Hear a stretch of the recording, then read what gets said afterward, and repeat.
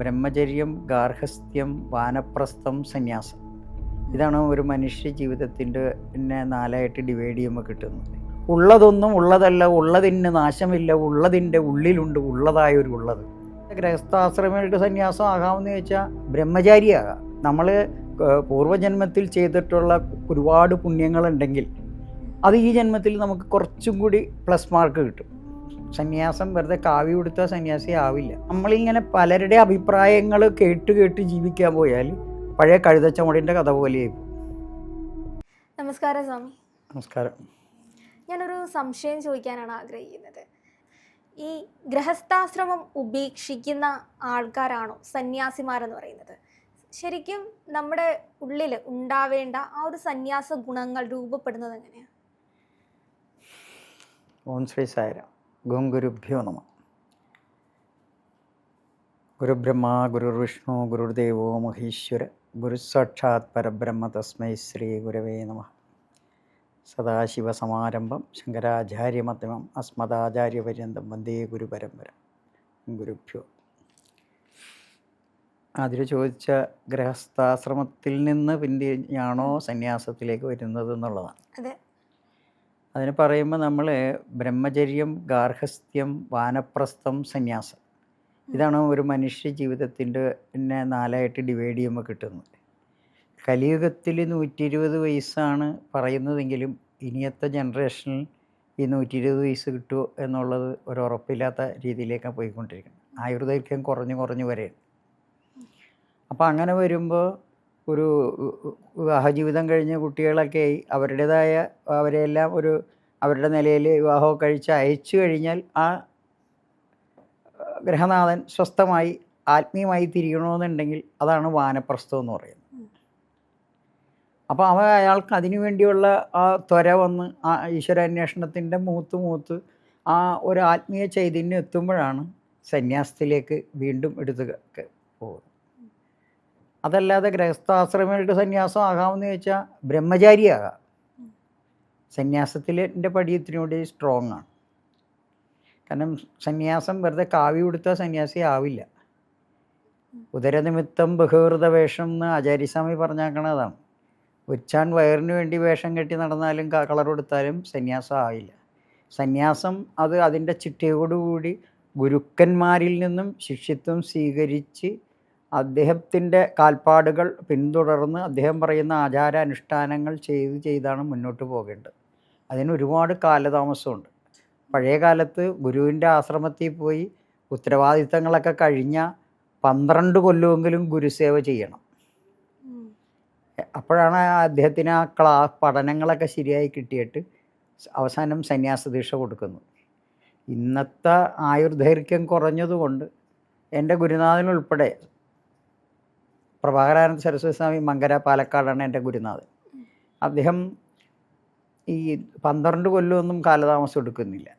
കാരണം അദ്ദേഹത്തിൻ്റെ അടുത്ത് വന്ന് മന്ത്രോപദേശവും ദീക്ഷയെല്ലാം വാങ്ങിച്ചതിന് ശേഷം കുറച്ച് നാൾ ഈ ശിഷ്യനെ ഒന്ന് ടെസ്റ്റ് ചെയ്യാൻ വേണ്ടി ഓരോ മന്ത്രങ്ങൾ കൊടുക്കും. അതിൽ കൂടുതൽ പരിജ്ഞാനം വന്നു കഴിഞ്ഞാൽ സന്യാസം കൊടുക്കേണ്ട സമയം ആയി എന്ന് തോന്നിയാൽ അതിനു മുമ്പ് ഒരുപാട് മന്ത്രോപദേശങ്ങൾ, ഗായത്രി ഉപദേശങ്ങൾ, അത് കഴിഞ്ഞ് നമ്മൾ കുടുമിയും ഊണൂലൊക്കെ അഗ്നിയിൽ കളഞ്ഞ് പഞ്ചദശി നാമജപം, ഇങ്ങനെ ഓരോ സ്റ്റെപ്പ് ആയിട്ട് ഒരുവിധം ഉണർന്നു വരുന്ന ആളുകളെ ഏറ്റവും ഉന്നതയാണെങ്കിൽ അദ്ദേഹം ഗുരുനാഥൻ വിളിച്ച് സന്യാസത്തിന് തയ്യാറായിക്കോളാൻ പറയും. അപ്പം പിന്നെ നമ്മൾ ഓരോ ചടങ്ങുണ്ട്. പിന്നെ ഈ ആത്മപിണ്ഡം വയ്ക്കുക, സ്വയം പിണ്ഡം വയ്ക്കുക, അത് കഴിഞ്ഞ് നമ്മൾ ഹോമത്തോടുകൂടി ഓരോ ചടങ്ങുകളൊക്കെ നടത്തിയാണ് സന്യാസം കൊടുത്താൽ തന്നെ അതിന് ഒരുപാട് ചിട്ടകളുണ്ട്. ബ്രഹ്മമുഹൂർത്തത്തിൽ എഴുന്നേൽക്കാനും അയാൾ എഴുന്നേറ്റ ചെയ്യേണ്ട കാര്യങ്ങൾ, കുളിമുറി ചെയ്യേണ്ട മന്ത്രങ്ങൾ, അങ്ങനെ ഓരോ അനുഷ്ഠാനത്തിനും ആചാരങ്ങളും അനുഷ്ഠാനങ്ങളും കൃത്യനിഷ്ഠ പാലിച്ചു പോയാലേ യഥാർത്ഥ സന്യാസി ആവുള്ളൂ. ഈ സന്യാസിയും എന്തിന് എന്ന് ചോദിച്ചാൽ അതിൻ്റെ ഒരുപാട് കാര്യങ്ങൾ പറയാനുണ്ട്. കാരണം സത്യസായി ഓർഗനൈസേഷൻ്റെ മരിച്ചുപോയ ഒരു നാരായണൻകുട്ടി സാറ് പറയും, ഭഗവാന്റെ സത്യസായി ബാബയുടെ കൂടെ ജീവിച്ച് ഒരുപാട് അനുഭവങ്ങൾ പങ്കിട്ട് അറിവുള്ള ഒരാളാണ്. അവസാന കാലത്ത് മാതാ അമൃതാനന്ദമയി ദേവിയുടെ ചാനലിൽ പ്രഭാഷണങ്ങൾ നടത്തിയിരുന്നതാണ്. പ്രൊഫസർ ജ്യോതിഷ പണ്ഡിതനുമാണ് നാരായണൻകുട്ടി. ഉം. അദ്ദേഹം പറയേ, ഉള്ളതൊന്നും ഉള്ളതല്ല, ഉള്ളതിന് നാശമില്ല, ഉള്ളതിൻ്റെ ഉള്ളിലുണ്ട് ഉള്ളതായൊരു ഉള്ളത്. അത് ശരി. എല്ലാം ഉള്ളിൽ തന്നെയാണ്. ഉള്ളതൊന്നും ഉള്ളതല്ല. ഈ കാണുന്ന പ്രപഞ്ചം, ഈ വീട്, കൊട്ടാരം, ഇതൊന്നും ഉള്ളതല്ല. ഇതൊക്കെ ഒരു മായയാണ്. ഉള്ളതിന് നാശമില്ല. യഥാർത്ഥ ഒരു ഈശ്വര മായാ പദത്തിന് നാശമില്ല. അതാണ് ഉള്ളതിൻ്റെ ഉള്ളിലുണ്ട് ഉള്ളതായൊരുള്ളത്.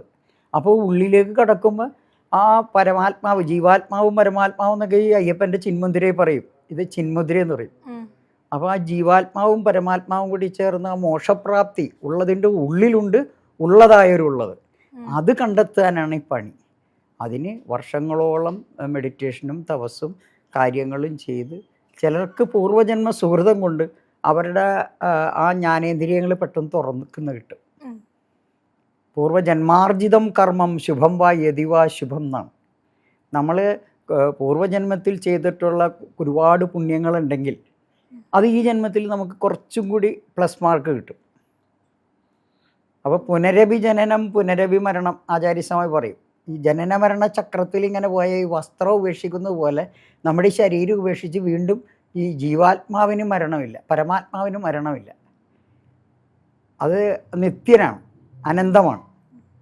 അപ്പോൾ ആ ആത്മാവിനെ അന്വേഷിച്ച് നമ്മൾ ആ മോക്ഷപ്രാപ്തിയിലേക്ക് എത്താനാണ് എല്ലാവരുടെയും ആഗ്രഹം.